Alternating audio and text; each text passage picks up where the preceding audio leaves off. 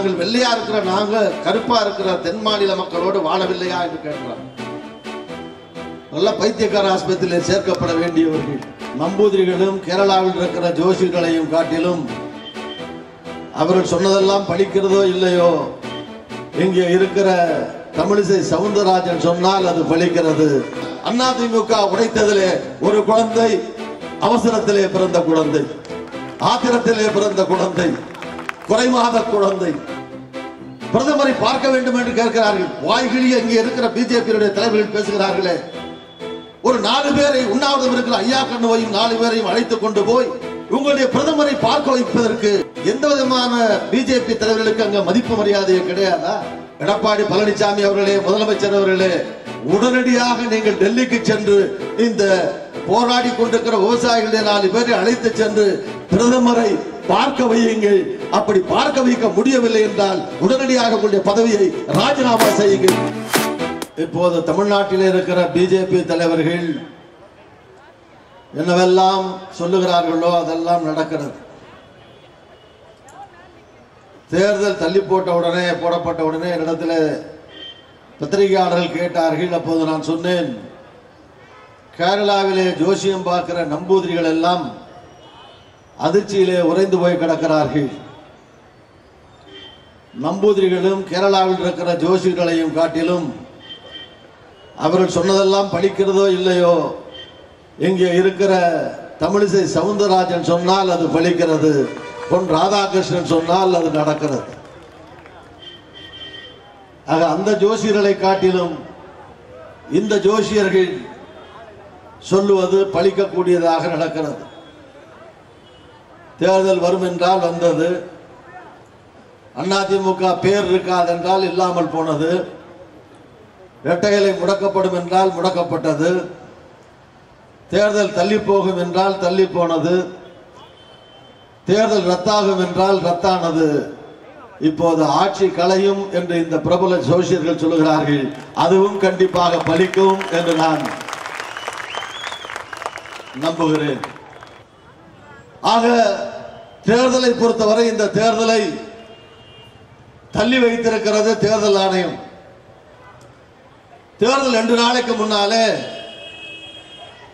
அமைச்சர் நண்பர் சரத்குமார், மெடிக்கல் பல்கலைக்கழக வைஸ் சான்சலர், இப்படி பலருடைய இல்லங்களிலே ரைட் நடந்தது. இந்த ரைட் நடந்து 3-4 நாட்கள் ஆகிறது. தேர்தலை ரத்து செய்து 9ஆம் தேதி இரவில் இங்க கூட்டம் பேசிட்டு போனோம். 10ஆம் தேதியோடு 9ஆம் தேதி இரவே தேர்தல் ரத்தான செய்தி தேர்தல் ஆணையத்துடைய வெப்சைட் எல்லாம் வந்து விட்டது. அது 3-4 நாட்கள் ஆகிறது. நான் தேர்தல் ஆணையத்தை கேட்கிறேன் அல்லது வருமான வரித்துறையை கேட்கிறேன், திராவிட முன்னேற்ற கழகம் தேர்தல் நடந்தால் கண்டிப்பாக வெற்றி பெறப் போகிறது. திராவிட முன்னேற்ற கழக காங்கிரஸ் கூட்டணி, நம்முடைய மேடையில் இருக்கிற இந்த கூட்டணி வெற்றி பெறும். அப்படி வெற்றி பெறக்கூடாது என்பதற்காகத்தான் மோடி அரசாங்கம் இந்த தேர்தலை தள்ளி வைத்ததா? அல்லது பிஜேபி கண்டிப்பாக வெற்றி பெற வேண்டும் என்பதற்காக தேர்தல் தள்ளி வைக்கப்பட்டது என்று சொன்னால், இதை விட இந்த நூற்றாண்டுடைய பெரிய நகைச்சுவை வேறு எதுவும் இருக்க முடியாது. அதற்கான வாய்ப்பே நிச்சயமாக கிடையாது. ஆக பிஜேபி வெற்றி பெற வேண்டும் தேர்தல் நடத்தி என்பதற்காக நீங்கள் தள்ளி வைக்கவில்லை. வேறு என்ன நோக்கம் இருக்கிறது? ஒருவேளை இந்த அதிமுக உடைக்கப்பட்டிருக்கிற அதிமுகவிலே யாராவது ஒரு அணிக்கு, உங்கள் முடிவுக்கே விட்டு விடுகிறேன், தமிழ்நாட்டு மக்களே அவர்களுடைய முடிவுக்கே விட்டு விடுவோம், யார் வெற்றி பெறுவதற்கு யாராவது ஒரு அணி வெற்றி பெற உதவி செய்ய முடியுமா? அல்லது பிஜேபி விரும்புகிற ஒரு அணியை 2வது இடத்திலே கொண்டு வர முடியுமா என்பதை மனதிலே கொண்டுதான் இந்த தேர்தல் ஆணையத்தின் மூலமாக மோடி அரசாங்கம் ரத்து செய்திருக்கிறது. இதிலே மோடி அரசாங்கத்துடைய சதி இருக்கிறது, பின்னணி இருக்கிறது என்று நான் பகிரங்கமாக குற்றம் சுமத்த விரும்புகிறேன். ஆக இந்த தேர்தல் நடந்தால் திராவிட முன்னேற்ற கழகத்துடைய வேட்பாளர் மருது கணேஷ் வெற்றி பெறுவார். அதில் சந்தேகம் இல்லை என்கிற காரணத்தாலே அதை நீங்கள் அனுமதிக்க மறுக்கிறீர்கள். அதற்கு அடுத்த உள்நோக்கம் நான் சொன்னதை போல யாருக்கோ உதவி செய்ய நினைக்கிறீர்கள். அதன் மூலமாக பிஜேபி தமிழ்நாட்டிலே காலூன்று நினைக்கிறது. அதிமுகவில் இருக்கிற ஒரு அணியை உடைத்து தன் பக்கத்திலே வைத்துக் கொண்டு அவர்களை கைப்பாவையாக வைத்துக் கொண்டு தமிழ்நாட்டிலே வருகிற ஜனாதிபதி தேர்தல், துணை ஜனாதிபதி தேர்தல் போன்றவற்றிலே, வரப்போகிற நாடாளுமன்ற தேர்தல் போன்றவற்றிலே பிஜேபி தமிழ்நாட்டிலே தனித்து போட்டியிட்டால் கூட போவதற்கு ஆள் கிடையாது. தமிழ்நாட்டிலே 55 கட்சிகள் இருக்கலாம், ஆனால் பிஜேபிக்கு எந்த கட்சியும் கூட்டணி கிடையாது.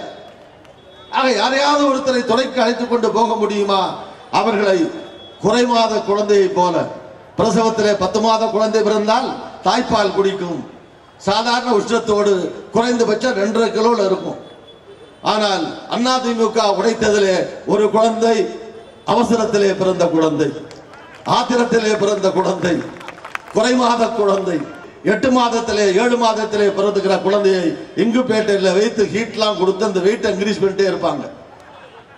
1 கிலோ 800 இருந்து 100 100 20 20 10 10 கிராமா ஏறி 2.5 கிலோ வந்த உடனே தான் பிள்ளையை தூக்கி தாயிட்ட கொடுப்பாங்க.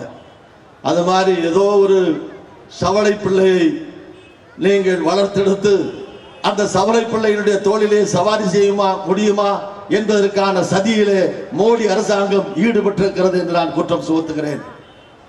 இன்னொரு அணி ஏற்கனவே ஜெயிலுக்குள் இருக்கிற தலைவர், 4 ஆண்டு சசிகலா குற்றவாளியாக தண்டிக்கப்பட்டு இன்னும் 6 ஆண்டு வெளியே வந்தாலும் தேர்தலில் நிற்க முடியாமல் போய், ஆக எந்த எதிர்காலமும் இல்லாத ஜெயிலுக்குள்ளே இருந்து உடல்நலத்தோடு வந்தால் போதும் என்றுதான் அந்த அவருக்கு வேண்டியவர்கள் பிரார்த்தனை செய்யலாம், அந்த கட்சிக்காரர்கள் வேண்டிக் கொள்ளலாமே தவிர கண்டிப்பாக அரசியல் எதிர்காலம் சசிகலாவுக்கு தமிழ்நாட்டிலே இல்லை என்பதை அவர் பின்னாலே இருப்பவர்கள் உணர்ந்து இருக்க வேண்டும், இருப்பார்கள். இல்லை என்றால் உணர வேண்டும். அதற்கும் வாய்ப்பில்லை. பிஜேபி ஊட்டி வழக்கில் இருக்கிற தத்து பிள்ளைக்கும் வாய்ப்பில்லை. ஆக இப்படி இருக்கிற சூழ்நிலையை நான் சொல்லுகிறேன், எப்போது தேர்தல் நடந்தாலும் நிச்சயமாக நம்முடைய கூட்டணி, நம்முடைய மருது கணேஷ் திராவிட முன்னேற்ற கழகத்துடைய வேட்பாளர் அமோக வெற்றி பெறுவார், அதில் சந்தேகம் இல்லை.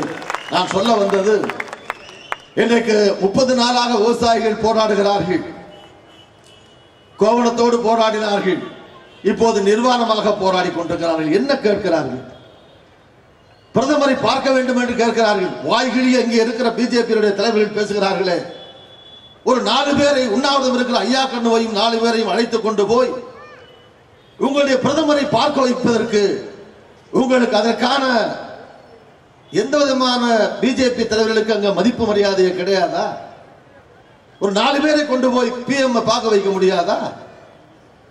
நான் போய் பார்த்தேன், விவசாய சங்க தலைவர்கள் கேட்டார்கள், எந்த அகில இந்திய தலைவரும் வரவில்லை, காங்கிரஸ் கட்சியுடைய துணைத் தலைவர் ராகுல் காந்தி வந்தால் எங்களுக்கு மரியாதையாக இருக்கும் என்றார்கள். அடுத்த நிமிடம் எங்களுடைய தலைவர் ராகுல் காந்தியை அழைத்து சென்றேன், அவர்கள் மத்தியிலே போய் அவரோடு உட்கார்ந்து இருந்தார். என்ன வாய்களிய சட்டம் பேசுகிறீர்கள்? 4 பேரை அழைத்து வைத்துக் கொண்டு போய் பிரதமரை பார்க்க வைப்பதற்கு உங்களுக்கு துப்பில்லை, பிரதமருக்கும் மனம் இல்லை. தமிழ்நாட்டிலே தலைவிரித்து ஆடுகிறது குடிநீர் பஞ்சம். தாய்மார்கள் அங்கங்கே குடிநீருக்காக போராடுகிறார்கள். இங்கே இருக்கிற எடப்பாடி பழனிசாமிக்கு அதையெல்லாம் கண்டுகொள்ள நேரம் இல்லை முதலமைச்சராக இருப்பதற்கு. நான் கேட்டுக்கொள்கிறேன், நான் சொல்லுகிறேன், எங்களுடைய கூட்டணிகளின் சார்பிலே சொல்லுகிறேன், எடப்பாடி பழனிசாமி அவர்களே, முதலமைச்சர் அவர்களே, உடனடியாக நீங்கள் டெல்லிக்கு சென்று இந்த போராடி கொண்டிருக்கிற விவசாயிகளுடைய 4 பேரை அழைத்து சென்று பிரதமரை பார்க்க வையுங்கள். அப்படி பார்க்க வைக்க முடியவில்லை என்றால் உடனடியாக உங்களுடைய பதவியை ராஜினாமா செய்யுங்கள். எதற்கும் லாயக்கற்றவர் என்று நிரூபிக்கப்பட்ட பிறகு எதற்காக முதலமைச்சர் பதவி? ஒரு பிரதமரிடத்திலே 10 நிமிடம் தேதி நேரம் வாங்கி நிர்வாணமாக போராடுகிற 4 பேரை அழைத்துக் கொண்டு போய் ஒரு பிரதமரை சந்திக்க வைக்க முடியவில்லை என்றால் உனக்கு எதற்காக பதவி, முதலமைச்சர் பதவி? தாய்மார்கள் அங்கங்கே சாராய கடைகளை மூட வேண்டும் என்றால் ஒரு அதிகாரி, இங்கே நண்பர்கள் சொன்ன மாதிரி, தாய்மார்கள் என்று பார்க்காமல் அவர் கன்னத்திலே ஓங்கி அறைகிறார், லத்தியால் அடிக்கிறார். மதுக்கடைகளை மூட வேண்டிய அரசாங்கம் திறக்கிறதிலே முயற்சி செய்கிறது. நான் சொல்லுகிறேன், பூரண மதுவிலக்கை தமிழ்நாட்டிலே அமுல்படுத்த வேண்டும். மத்திய அரசு கேட்டிருக்கிற 88,000 கோடியிலே 4,000 கோடியிலே 4 மாவட்டத்திலே கூட வறட்சி நிவாரண பணிகளை செய்ய முடியாது. குடிநீர் பஞ்சத்தை போக்க முடியாது. மத்திய அரசு கூடுதலாக நிதி ஒதுக்க வேண்டும். மோடி அதற்கு மாறாக அங்கே இருக்கிற யாரோ ஒரு எம்எல்ஏ சொல்லுகிறார், தென் மாநிலத்தில் இருக்கிறவர்கள் எல்லாம் கருப்பா இருக்குமா, நம்ம எல்லாம் அங்க இருக்கிற ஒரு சட்டமன்ற உறுப்பினர் எப்படி அவனை தேர்ந்தெடுத்தார்கள் சட்டமன்றர்களாக என்று தெரியவில்லை. அவர்கள் சொல்லுகிறார்கள், நாங்கள் வெள்ளையா இருக்கிற நாங்க கருப்பா இருக்கிற தென் மாநில மக்களோடு வாழவில்லையா என்று கேட்கிறார். நல்ல பைத்தியக்கார ஆஸ்பத்திரியில் சேர்க்கப்பட வேண்டியவர்கள். இன்னொரு நாடாளுமன்ற உறுப்பினர் சொல்லுகிறார், மம்தா பானர்ஜி தலையை வெட்டணும். இன்னொரு எம்பி சொல்லுகிறார், ராமர் கோயில் கட்ட விட வேண்டாம் என்று சொல்லுகிறவன் தலையெல்லாம் வெட்ட வேண்டும் என்று. ஒரே சாமியார் கூட்டமாக இருந்து கொண்டு இன்றைக்கு நாட்டை சீரழித்துக் கொண்டிருக்கிறார்கள். அந்த சாமியார் கூட்டம் என்ன சதி செய்தாலும் தமிழ்நாட்டிலே நீங்கள் யாரை பிடித்து இங்கே கால் பதிக்க நினைத்தாலும் உங்களுடைய முயற்சி தோல்வி காணும்.